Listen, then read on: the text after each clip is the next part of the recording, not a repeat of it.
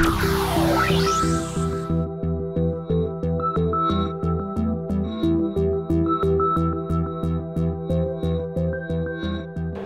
everyone, I'm Dan Kaplan, Executive Editor of SC Magazine, and I'm pleased to be joined today by Dave Asbury, who is the Vice President of Cloud Security at Trend Micro.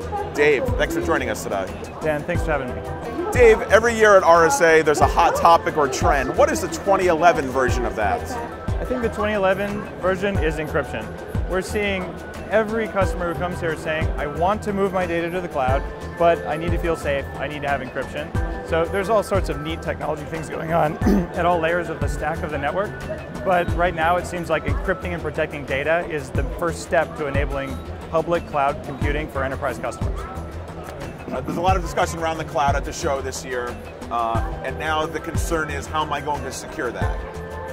So encryption is one of those technologies that can be used? Encryption is one of those technologies, and what's new at the show this year that you wouldn't have seen years before is that, frankly, security is oftentimes seen by IT guys as maybe not an accelerating technology, as something that slows down things because it's adding security. What's happening this year is virtualization users and consumers and virtualization even companies like VMware are saying, you know what, this security stuff is mission critical to cloud adoption. So all of a sudden the tables are turned, and now security matters to virtualization, whereas before it was almost like an afterthought. Now it's mission critical, as enterprises have said, we're putting the brakes on if it's not secure. So it's great to see that the ecosystem around security is in full support of security rather than security in spite of types of things. Dave, when it comes to cloud security, who is the burden on? Is it on the end user or the provider? I love those questions. The answer is yes. The reason is that end users or enterprises, let's say, they need to be responsible for their own security, and they can choose to do it using things like our encryption products at Trend Micro, or they can also go out and they can say, I'm going to trust my cloud provider. And the cloud provider may also be using, say, one of our own products, or maybe using something else. But the bottom line is it comes down to the service level agreement and the type of cloud provider.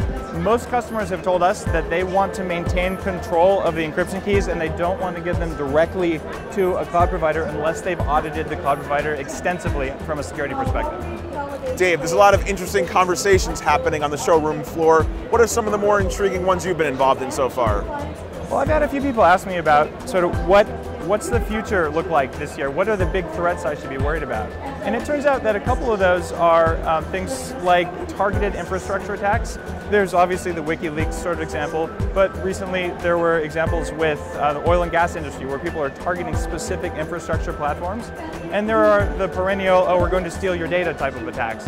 So we're finding that rather than just random identity theft, sort of run-of-the-mill organized crime things, we're seeing actually targeted things.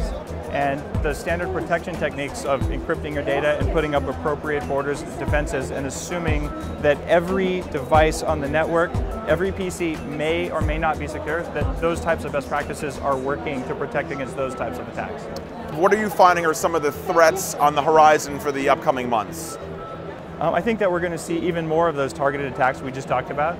We'll see a continued increase of sort of quasi-national based attacks, and we'll see things like power plants, smart grids under increasing scrutiny, and they'll be required to have higher levels of security because we're going to see attacks and we're going to see escalations both in best practices and then in standards for national infrastructure assets and things like that. As our magazine's readers examine their priorities for the upcoming year, what should some of those be in your opinion? So one of the things that people are looking at now as they move to the cloud, or they move to even a private cloud or a public cloud, is the issue of cost. So it comes down to density. And if you add security to a cloud without accounting for the fact that now you're in a virtualized environment, you can cut your densities substantially. For instance, look at something as traditional as a virus scan or a malware scan. If you run all of those on every virtual machine at the same time, you're basically going to completely slow it down to the point it could take 12 hours to do what should be a 1-hour task.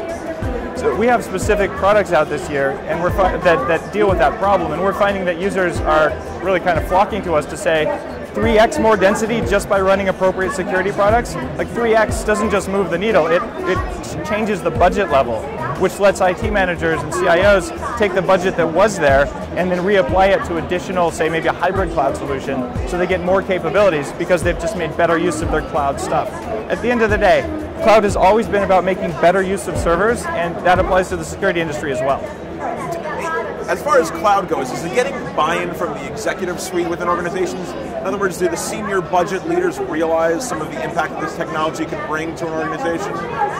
In fact, we have a new term, and I've been asking a few people about this, and they resonate with it. The term is an MBO cloud. MBO is in management or measurement by objective. And we actually have talked to people on the show floor who created cloud solutions, not because there was a business requirement, but because a CFO or a CEO told them, we need to have something in the cloud, we need to have it now. So they build the cloud with no intention of really using it, but they've got the box checked off. It's reached that level of awareness with the senior executives. They know that they want OpEx instead of CapEx, and they know that cloud is good. But that doesn't mean that cloud is always the right solution for a business, although quite often it is. And sometimes the pressure from the top floor onto IT to go to the cloud can exceed IT's ability to deliver today. Dave, this morning during a keynote session, there was an award given out to a CISO for his work on moving from a more compliance-based model to a more risk-based model of security. Are you finding that a lot of chief security officers and the like are moving that way? Yes. In fact, on a panel yesterday at the Cloud Security Alliance, we talked about this kind of at length. And it turns out that by looking at risk instead of compliance, you're putting the business priorities at the forefront. If a company is uncompliant, there may be a fine, and it may be a substantial fine, and maybe even someone will get fired. If a company is hacked and loses all of its data, it may go out of business. And you can guarantee that you'll get fired for that too, and it's not just a fine. It's life or death is where security comes from, and that's why putting risk ahead of compliance is the right move for CSOs. However, if they don't meet compliance mandates, they probably won't be CSOs for very long, but if you had to only pick one, I think a smart CSO is going to say, give me risk first, because that's what matters most. That's survival. Dave Asbury, the Vice President of Cloud Security at Trend Micro, thank you for joining us and have a great show. Thanks for having me.